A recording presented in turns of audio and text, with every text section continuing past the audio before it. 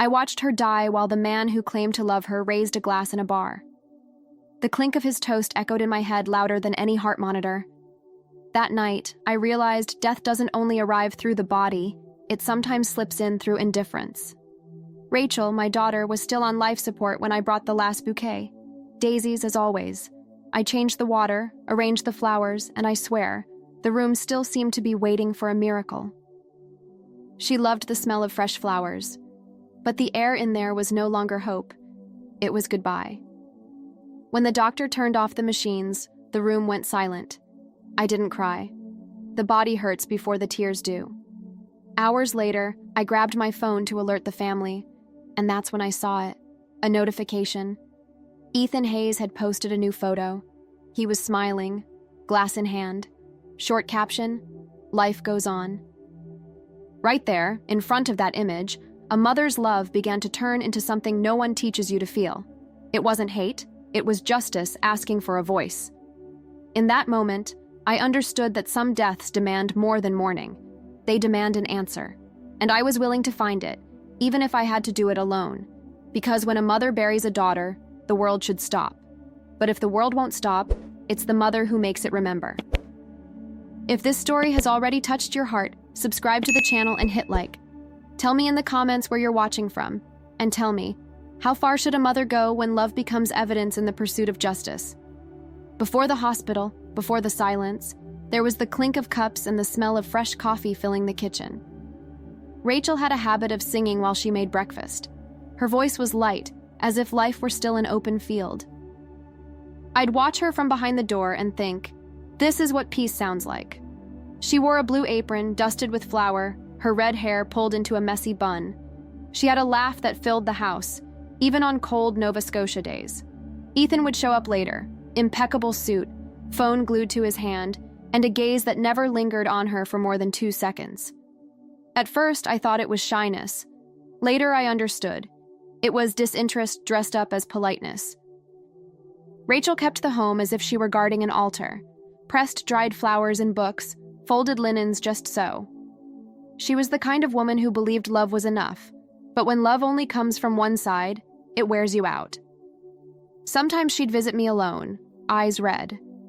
She'd say she was fine, but held her cup with both hands, like someone trying to warm herself from the inside out.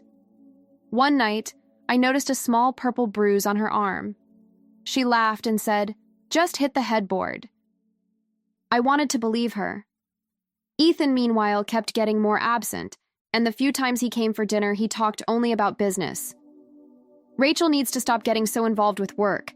Sick people drain your energy. The sentence echoed in my head for days. Back then, I still thought evil had a face, but I learned that sometimes it wears a suit, smiles for the camera, and calls its own ego success.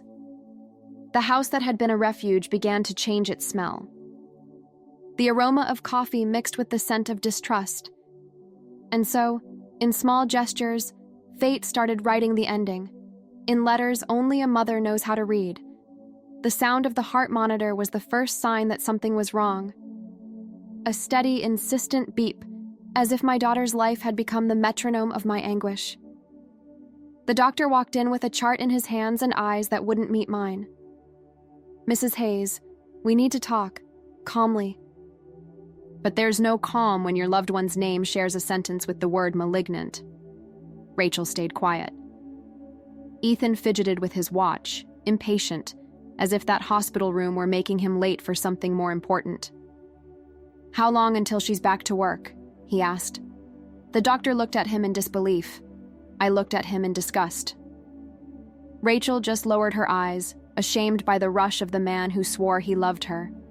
In the following days, she tried to look strong. I brought her soup, read her poems, arranged flowers on her bedside table. She'd say, "Don't cry, Mom, I'm okay." But I saw the exhaustion, the kind that comes when the body keeps fighting and the heart already knows it's alone. Ethan barely showed up, said he was handling things at work. One night, I heard his voice in the hallway. "You have to stop acting like a victim, Rachel. Everyone has problems." She replied so softly I barely caught it. "My problem is being married to you." Not long after, the hospital administration called me in. Your son-in-law requested early discharge, said he'll take care of her at home. But she can barely walk. He insisted, and technically, he has the right to decide. The doctor wouldn't look me in the eye. That was the first time I realized medicine also fears the power of money. Rachel came home 2 days later. I cared for her constantly. Ethan came home late, reeking of alcohol and fake laughter. He threw dinner parties saying, "Life has to go on." And every time someone visited, Rachel hid her pain behind a practiced smile, an actress concealing the end of her own act. One morning, I found a note on the table. "I don't want to be a burden. I just want peace." Her handwriting was weak but steady. I placed the paper inside my late husband's Bible and felt something inside me break. That night, the monitor beeped differently. I ran to the bedroom, and the world collapsed in a second. The nurses rushed in, the doctor arrived out of breath. But I already knew, her body was too still. As the staff turned off the machines, I saw Ethan's reflection in the window. He wasn't crying, just straightening his tie, and for a moment, I was certain that man was already somewhere else, maybe in a bar, maybe in a toast, but far too far from the love he'd sworn to protect. I left the hospital holding her bag and the last bouquet. The flowers were already wilting. And for the first time, I wished I couldn't feel anything. Because sometimes the pain is so deep, even God seems silent. During the first few days, time felt suspended. The house was full of flowers, but not the kind whose beauty brings comfort. The sweet perfume of wreaths mixed with the sharp odor of absence. It was like living inside a garden that had given up on blooming. Ethan became an arrogant shadow, walking through the house with the stride of an owner. He spoke of getting things organized, but what he really did was erase my daughter's presence. He removed photos, donated clothes, packed memories into boxes. I watched without saying a word, just waiting for his cold politeness to crack. One day, I went to the hospital to collect Rachel's belongings. The nurse, in a hushed voice, asked me, "Mrs. Whitmore, did you happen to take your daughter's necklace?" "What necklace?" "The amber one. She never took it off." I searched every fold of her clothes. It wasn't there. I thought it had been misplaced, until weeks later I saw the photo. Ethan smiling on New Year's Eve, glass in hand. Next to him, a young blonde woman, and around her neck, the necklace. The caption, "Starting over is living." My body went cold. Outrage brought back my pulse. Grief, once heavy, began to move. It turned into purpose. I went back to the hospital and asked to see Dr. O'Donnell. "Doctor, I need you to tell me the truth. Who authorized my daughter's discharge?" He hesitated, glanced around. "Not everything was a medical decision." "What do you mean?" "There was pressure, unusual insistence." "From my son-in-law?" Silence, and a look that said more than words ever could. I went home with my heart pounding in my ears. I opened Rachel's archived messages, old texts soaked in pain. "You're just getting worse to keep me here. I want you to leave me alone. Sometimes I think dying would be easier." I closed the phone and sat on the floor. The world shrank, and the air grew heavy. I realized the real poison wasn't in the medicine, it was in the words spoken by the one she loved. That night, Ethan called me. "Caroline, we should hold a celebration, a toast to Rachel's memory." I answered calmly, "Go ahead and toast, Ethan. Just remember, some ghosts know how to raise a glass too." I hung up. And as the silence settled in, a cold certainty filled me. What began as mourning had just become an investigation. Grief has stages. Mine came with a login and a password. One cold night, I sat in front of Rachel's laptop. The keys still smelled faintly of lavender, as if she'd typed on them just yesterday. On the desktop, a folder labeled Health Updates. I opened it. Inside, among reports and receipts, there was a PDF with her name, and Ethan's signature at the bottom. Early discharge authorization, patient improving. The date, 2 days before the cardiac arrest. The document burned my hands. He hadn't just let her die. He hurried it. I spent the whole night digging. Messages, emails, cloud backups. And then I found a conversation with a contact saved as Dr. LW. She doesn't need morphine anymore. Has the hospital approved it? Trust me. Dr. Leonard Walsh, the physician who signed the discharge. The next morning, I went to the hospital with an envelope in hand and fire in my chest. I told the receptionist I needed a full copy of the medical report. She hesitated. Only the legal guardian can request it. And who do you think that was? I asked. I waited hours until Lydia, the nurse, finished her shift. You cared for Rachel Hayes, didn't you? She nodded, nervous. Lydia, did my daughter want to leave the hospital? She cried when she heard about the discharge. Said she wasn't ready, but her husband insisted, said the treatment was turning into a show. She bit her lip, scared. Please don't say I told you. I need this job. You gave me more than information, Lydia. You gave me a reason to keep going. I went home and started printing everything. The folders piled up like bricks of a house I was rebuilding alone. Each line, each receipt, a piece of truth no one wanted to read. Ethan kept posting smiling photos, drinking, surrounded by people. In one of them, I recognized Rachel's necklace around his mistress's neck. The caption, "Life rewards those who move on." I commented, "Lovely necklace. My daughter got it for her graduation." Minutes later, the comment disappeared. I opened my notebook and wrote on the first page, "What does a mother do when the system pretends not to see?" And right below it, I drew a flower. Wilted, but still standing. At that moment, I realized I wasn't seeking revenge. I was seeking a place where truth could breathe, and if no one would give me that place, I would create it. For weeks, I lived among boxes of documents and the muffled sound of my own breathing. I spoke little but thought too much. I was afraid of losing my mind alone with that truth. It was Helen, my neighbor and soul friend, who introduced me to him. You need to talk to attorney Samuel Price. He's honest, compassionate, and he listens before he speaks. His office was downtown in an old brick building. The air smelled of stale coffee and paper. When I walked in, he looked up without haste, his gaze steady, without judgment. "Mrs. Whitmore, how can I help you? I don't know if you can, but you need to listen." I placed the folders on his desk. Reports, messages, Rachel's note.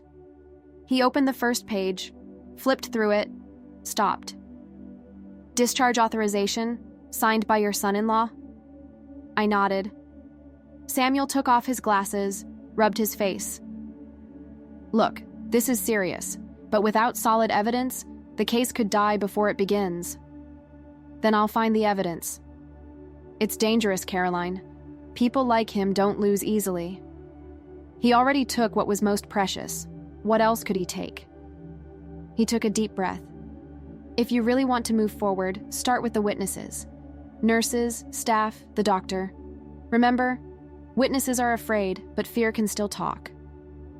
I left the office filled with both fear and strength.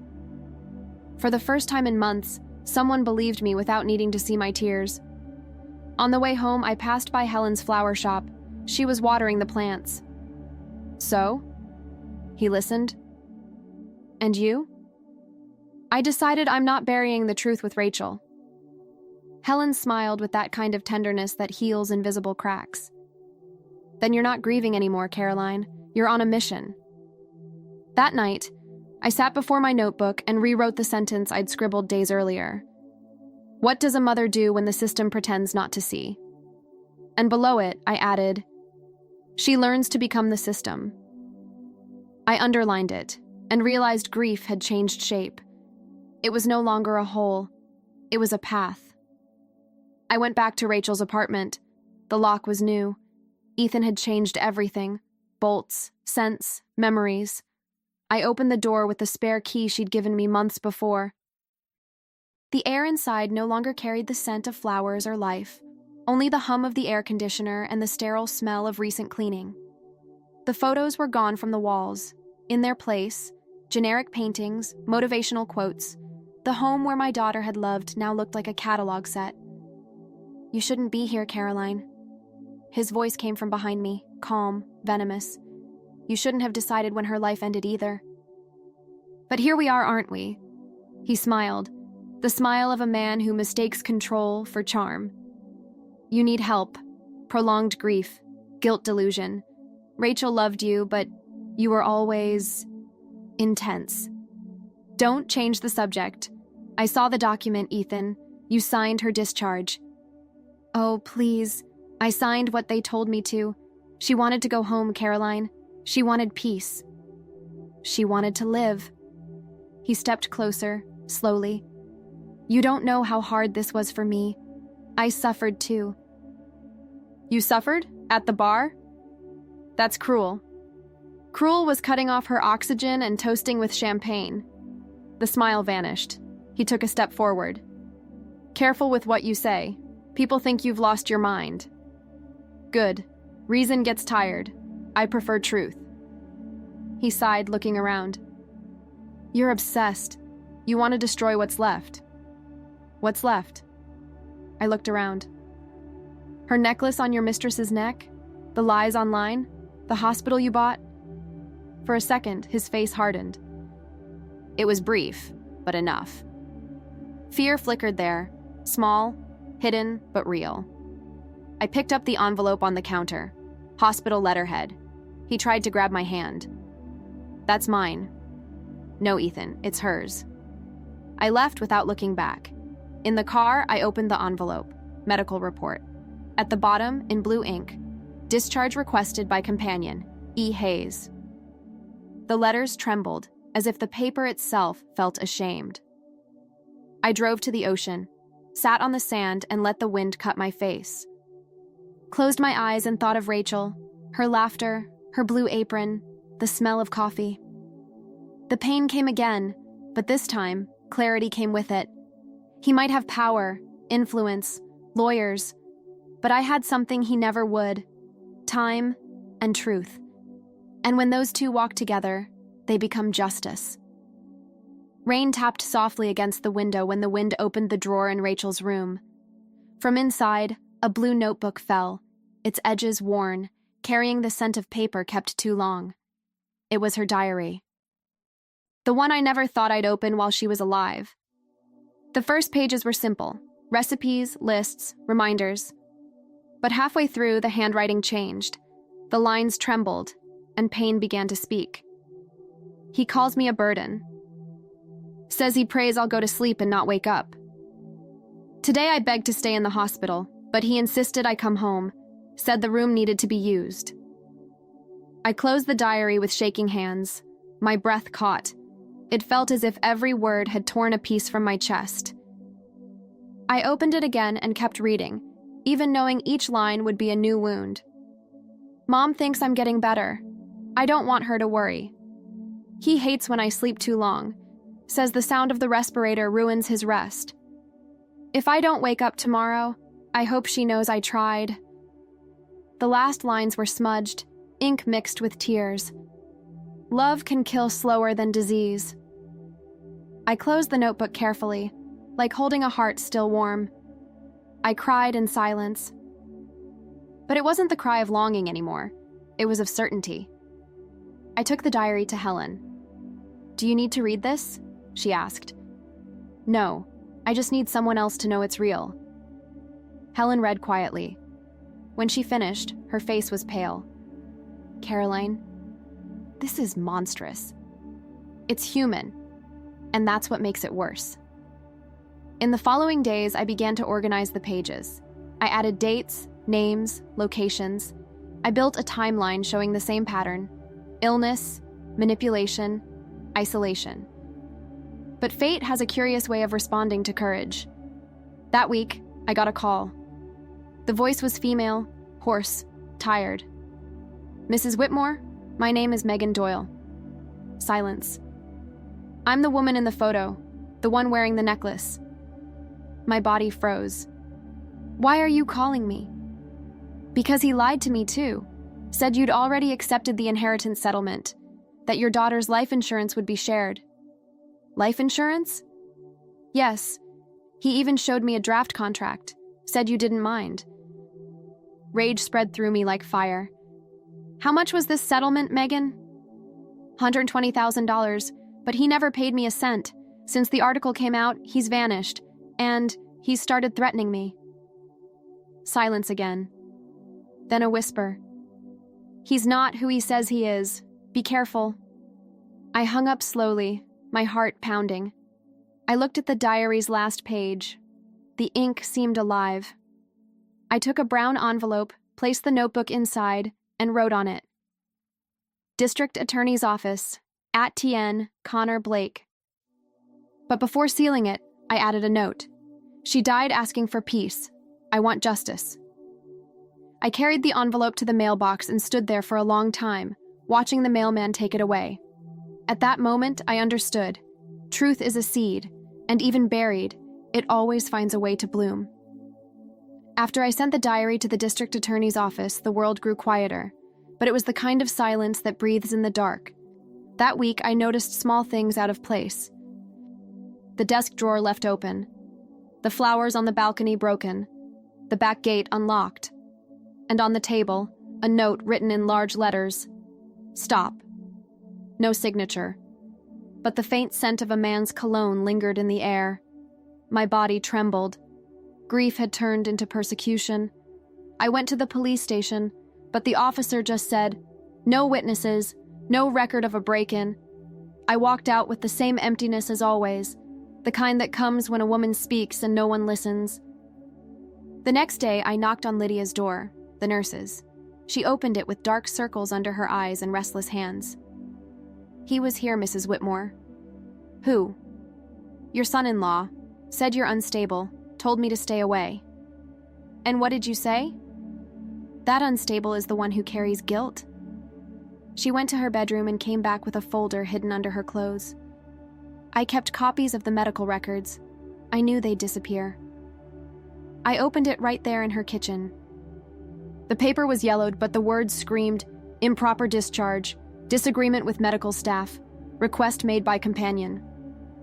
Those lines were my daughter's body speaking again, through paper, through proof, through courage. I thanked her, tears in my eyes. Lydia squeezed my hand. "He won't stop, Caroline, but now you're not alone." I walked home holding the folder tight against my chest. On the way, I noticed a black car following me for a few blocks. When I turned the corner, it vanished. But the fear stayed. That night, the phone rang.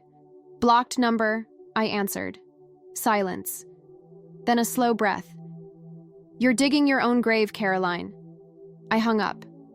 My body shook, but my inner voice said the opposite. "Don't stop." I grabbed a garden shovel and went to Rachel's rose bushes. I dug a deep hole and buried the folder inside a plastic box. When I finished, I looked at the sky and said aloud, "You tried to hide, Ethan. I learned to preserve." In the following days, I met with Connor Blake, the prosecutor. He opened the digital copy I'd sent and nodded. "This is serious, but we still need direct confirmation. Someone from the hospital must officially state the discharge was forced. Lydia will talk." "She's afraid." "Everyone is, Connor, except me." He looked at me with respect and something close to admiration. "Women like you change the course of things." "No, prosecutor. Women like me just get tired of watching the wrong course continue." That night, someone left an envelope at my door. Inside, a photograph. Ethan and the doctor, side by side, shaking hands inside the hospital. On the back, a single line. "Nothing stays hidden forever." My blood ran cold. I didn't know who sent it, but I knew what it meant. The truth was moving. I lit a candle in Rachel's room. The flame flickered against the walls, as if the house itself were breathing with me. As I watched it, I thought, they may have power, but I have time. And time, when guided by love and guilt, becomes the most relentless lawyer on earth. Helen was the first to mention him.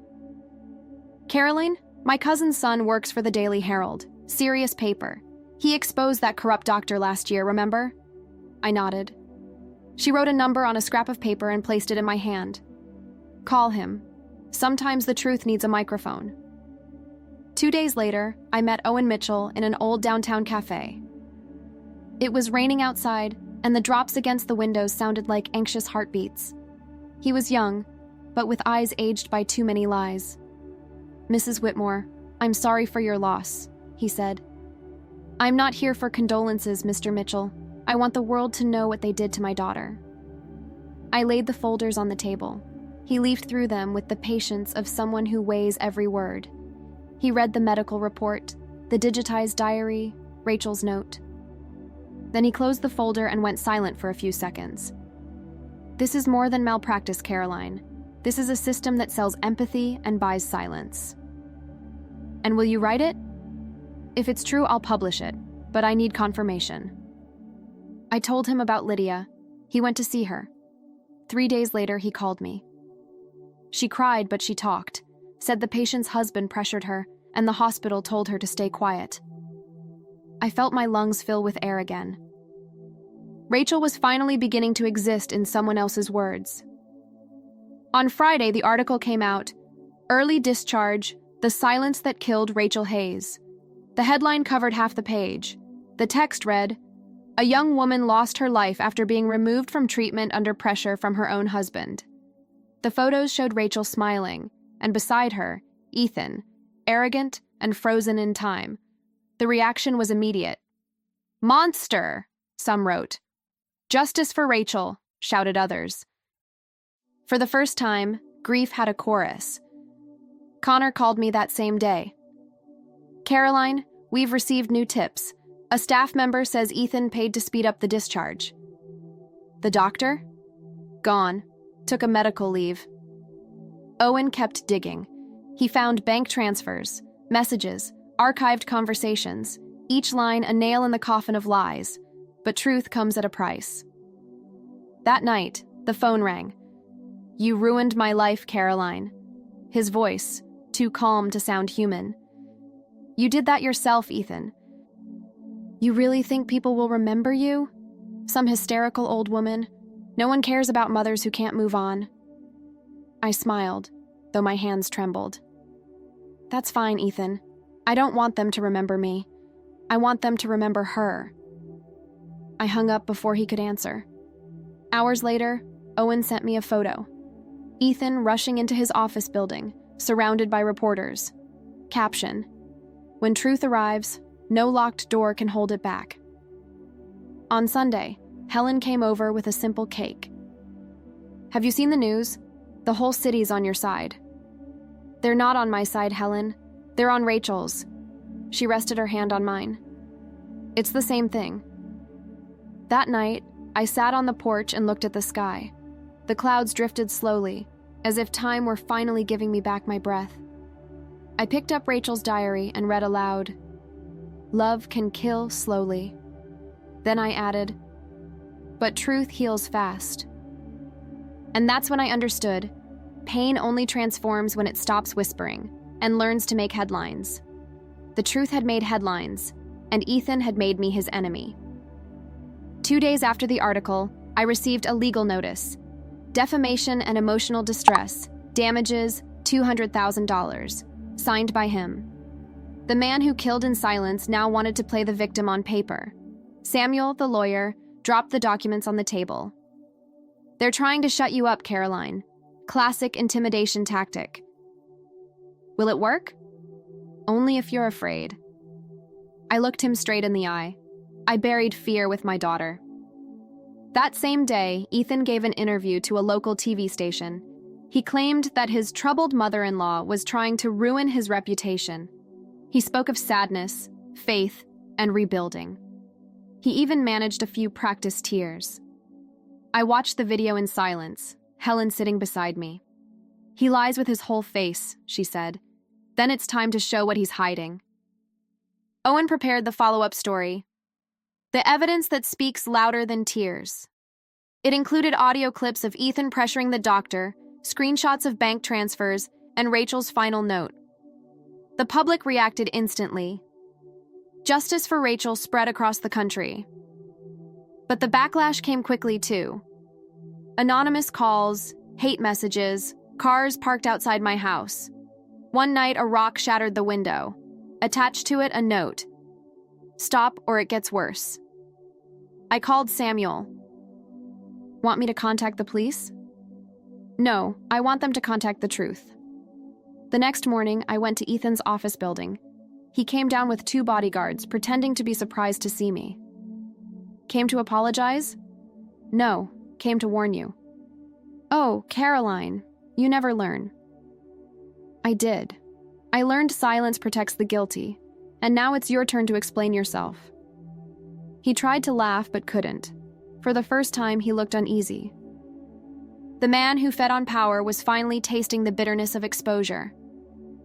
When I got home, Samuel and Connor were waiting. Connor held a thick envelope. "The hospital sent an old report, Caroline. The doctor changed his statement. He admits receiving direct pressure and monthly payments from Ethan's company." I closed my eyes. It was as if I could hear Rachel breathing again, not from illness, but through truth. Connor went on. "We're filing formal charges. But once this starts, you need to be ready. It'll be hard." I waited a year for this moment. I'm not in a hurry. I have faith. In the days that followed, the news showed Ethan dodging cameras. Companies cut ties. His mistress left him, and for the first time, he had no control over the story. One afternoon, I received an anonymous email. Subject: Final proof. Attached was a video from a hospital security camera. Ethan in a suit speaking to Dr. Walsh. "Just sign it. She won't last anyway." "But the protocol." "Sign it, doctor. I'll pay double." I paused the video. The silence that followed was unlike any other. It wasn't pain. It was the kind of silence that victory brings when it's still learning how to exist. I sent the file to Connor without a word. He replied minutes later, "Caroline, this changes everything." I looked out the window. The sun was setting, painting the sky in gold. I took a deep breath and thought, the flowers may have withered, but the scent of justice was in the air. The morning after the video, I woke before sunrise. The sky was still gray, the air as cold as the metal of truth. I sat on the edge of the bed and realized something inside me had shifted. I was no longer the wounded woman. I was the determined one. I took my notebook and began listing what I already had: dates, recordings, screenshots, bank transfers, the video, the testimonies. Each item, a petal from the flower he had tried to crush. Samuel was reviewing everything. Connor was preparing the indictment, and Owen, the journalist, was planning the final article. The price of silence. But I needed something more, something undeniable. The definitive proof. That afternoon, I went to the hospital, asked to see the administrative director. "I want access to the original file of Rachel Hayes' medical record." He gave a nervous laugh. "Those documents are sealed by court order." "Then unseal them. The order ends today." I placed on his desk the printed still from the video, the prosecutor's name, and a newspaper clipping. He paled. "Wait here." 30 minutes later, he returned with a box. Inside, the original reports, and a torn page taped back together. Stamped faintly on it, "Discharge against medical advice." I smiled. It was the system's confession, hidden among paperwork. Back at the office, I handed everything to Connor. He read it, took a deep breath, and said, "This is enough. The arrest warrant will be filed tomorrow." But one piece was still missing: public opinion. Owen suggested an exclusive interview. "Do you want to tell the story in your own voice?" "I want her to tell it for me." "What do you mean?" I held up Rachel's diary. "Read her words. The victim's voice is what's missing." That night, the segment aired. It began with Rachel's words on screen. "Love can kill slowly, but silence kills fast." The country stopped. Social media exploded. Messages poured in by the thousands. Mothers, daughters, women sharing their own Rachels. Meanwhile, Connor called me. "The arrest has been approved. Ethan Hayes will be served in the morning. I closed my eyes. No tears. Just peace, deep and still. But justice rarely arrives quietly. In the middle of the night, the sound of tires woke me. A black car stopped at my gate. A man stepped out, left something on the fence, and drove away. I went outside. An envelope. Inside, a handwritten note. "You won. Hope that's enough." Signed, Dr. Leonard Walsh, and a flash drive. I showed it to Samuel the next morning. The file showed Ethan handing the doctor money, his face clear, his voice unmistakable. "This isn't just evidence," Samuel said. "It's the end of the lie." That night, I sat on the porch. The breeze carried the scent of the garden, white lilies, Rachel's favorite. The moon reflected on the window, and for a moment I thought I saw her smile there. I whispered, "We did it, sweetheart. Tomorrow the truth will speak for us." And that's how I finished the plan, without screams, without revenge, just justice, written by hand, by a mother who learned that silence can also be a weapon. The courthouse smelled of polished wood and anticipation. Cameras flashed like hungry glass eyes, desperate for spectacle. But to me, this wasn't a show. It was closure. Rachel was in every corner of that place, in the echo of footsteps, in the cold light from the windows, in the diary resting on my lap. I didn't wear black. I wore blue, the color of the apron she used when she sang in the kitchen. Samuel straightened the papers. Connor, the prosecutor, took a deep breath. And then the judge entered. Case 2315, the state versus Ethan Hayes. The defendant stood, gray suit, rehearsed expression. He looked like an actor at the end of a season, but the audience no longer believed the performance. Connor began calmly, but each sentence landed like a verdict. "Today, we're not only judging a man, Your Honor. We are judging what happens when love becomes a weapon of power and silence, a tool of harm." Ethan glanced at me from time to time, as if trying to shrink me with his stare. But I looked back, not with hatred, but with the serenity of someone who knows time has run out. Connor presented the evidence, the surveillance video, the audio recordings, the bank statements, the full hospital report, marked with that cursed line, "Discharge against medical advice." The defense tried to fight back. "Your Honor, this video was obtained illegally." Connor replied, "There's nothing illegal about recording a crime in progress." The judge called for order. Reporters scribbled furiously. The air was electric. "We now call Mrs. Caroline Whitmore to the stand." I stood. The sound of my heels echoed like drums. Each step was a memory. The breakfasts, the wilted bouquet, my daughter's laughter. I swore to tell the truth, and I did. Rachel was my daughter, and she was taken from this world like someone snuffing out a candle. Her husband decided she'd had enough, and when she begged to keep fighting, he signed the paper that condemned her. My voice cracked, but I went on. "He says it was love, but love doesn't silence, doesn't turn off machines, doesn't raise a glass the day a soul departs. Love protects, and he protected only his image." Ethan smirked, mocking. "Lies from a lonely old woman. She just needs a villain to justify her grief." I looked at him calmly. "You can't offend me anymore, Ethan, because now the world sees you as Rachel did in the end, a small man who mistook control for affection." The judge called for order, but the room was already buzzing. Connor asked to read one last excerpt from the diary. His voice trembled.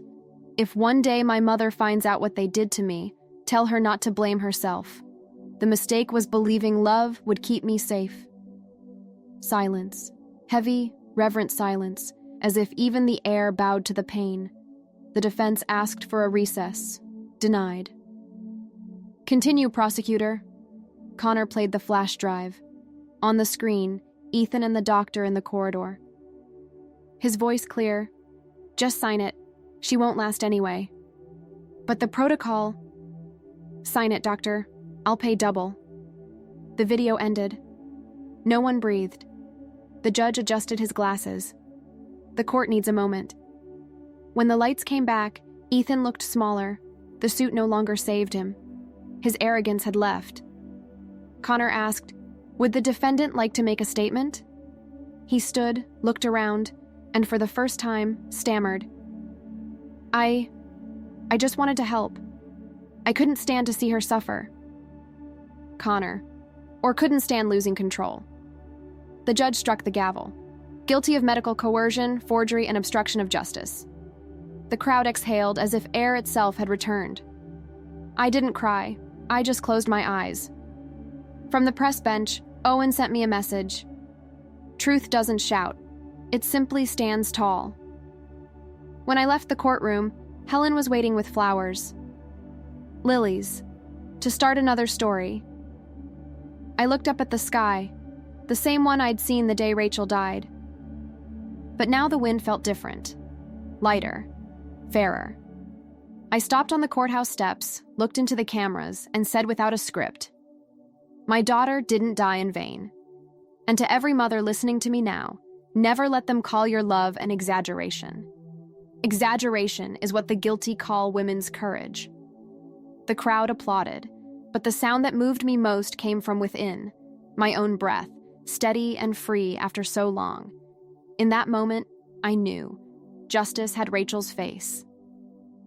And she was smiling again. In the days after the trial, the city seemed to breathe differently. The newspapers no longer spoke only of scandal. They spoke of courage. Rachel Hayes' name became a symbol of dignity, and mine, a synonym for resilience. Ethan was sentenced to 8 years in prison, without appeal. His companies abandoned him, his friends vanished, his mistress blocked his number.